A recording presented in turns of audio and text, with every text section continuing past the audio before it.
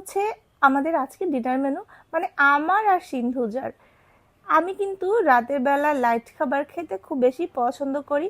আমার একটু ভর্তা ভাজি হলেই হয়ে যায়, মাছ মাংসের কোনো ক্রেভিং হয় না আমার। তবে মেনুতে ডিম তো প্রতিদিন দুটো রাখতেই হয়। আর এই কয় মাসে আমি সিদ্ধ ডিম খেতে খেতে বোর হয়ে গেছি। সকালবেলা ঘুম থেকে উঠেই কিন্তু আমি ডিম সিদ্ধটা খাই। তো আজকেও শাশুড়ি মা ডিম সিদ্ধ করে রেখেছিল, কিন্তু ওটা আর খেতে ইচ্ছে করেনি সকালে। তো এজন্য ওই ডিম দুটোই আমি একটু ভুনা করে নিয়েছি আলু দিয়ে।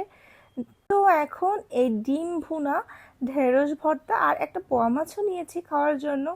আসলে মাছ মাংস সব কিছুই কিন্তু খেতে হয় প্রেগনেন্সিতে, যদিও বা আমি মাংসটা খেতে পছন্দ করি না। প্রেগনেন্সি পিরিয়ডে আমার মাংস খেতে একদমই ভাল লাগে না। তো যাই হোক, সিন্ধুমণি কিন্তু নিয়েছে 1 পিস চিকেন, এটা আমি দুপুরে রান্না করেছিলাম।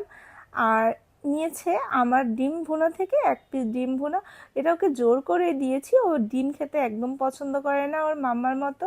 তো যাই হোক, এভাবে রান্না করায় ডিমটা খেতে সে অনেক বেশি পছন্দ করেছে। আর আমিও এভাবে রান্না করা একটু খেতে পেরেছিলাম, ওই আর কি।